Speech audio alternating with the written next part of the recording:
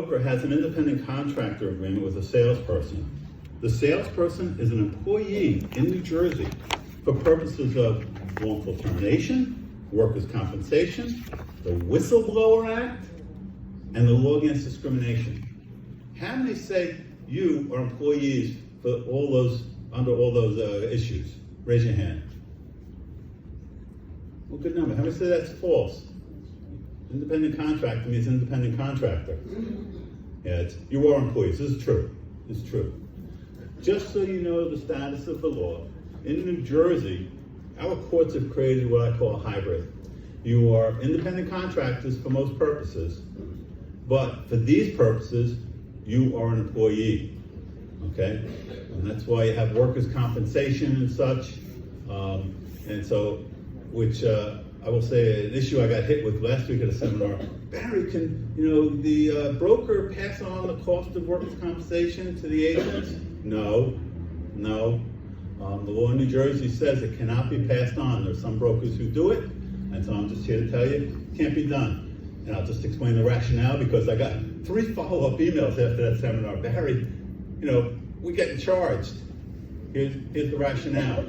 Workers' compensation limits the liability of the employer, in this case the broker, because the employee cannot file a lawsuit.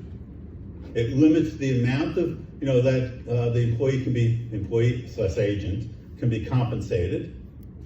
And so as a result, the broker/employer in this case gets tremendous value from workers' compensation because they have they have limited liability.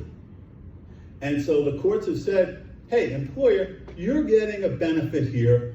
You have to pay for the workers' compensation. You can't pass that on to the worker. You're the one who's getting the benefit. Their rights are limited because of workers' compensation. So that's the theory behind it. Okay. Now, in terms of what's happening, there have been class action lawsuits, now in 3 states, to claim that real estate licensees should be categorized as employees, even if they have an independent contractor agreement. There was one in California that was settled. There was one in Boston and Massachusetts that got refiled. It's ongoing. And now we have one in New Jersey.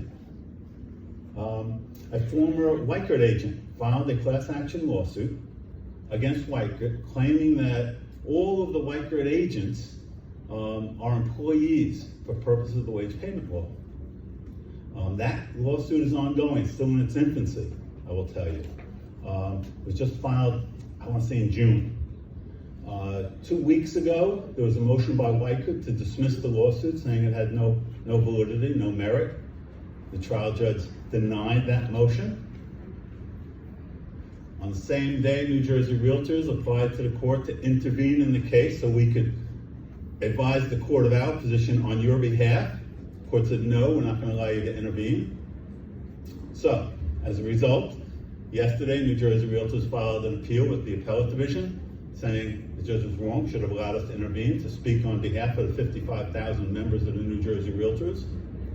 And we've coordinated with Weichert, we've been working very closely with Weichert, that they are going to file leave to appeal the decision of the judge not to dismiss the case. Stay tuned, because I will tell you the trial judge ruled that the test as to whether or not you're an employee or an independent contractor is something called an ABC test. But really what it comes down to is, does the employer, in this case the broker, have control over what you do? Any meaningful control? Of course the broker does under real estate commission regulations. They have to oversee everything you do. They're in charge, they're responsible for what you do. So it'll be tough to meet that ABC test. But I'm going to, and the trial court said that's the test to apply, which would be awfully tough for us. But they take that test is in a statute, just to put in context for you. It's in the Unemployment Compensation Act.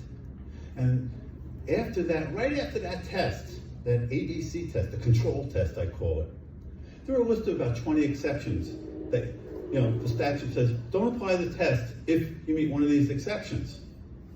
One of them is for real estate salespersons who who are compensated wholly on a commission basis.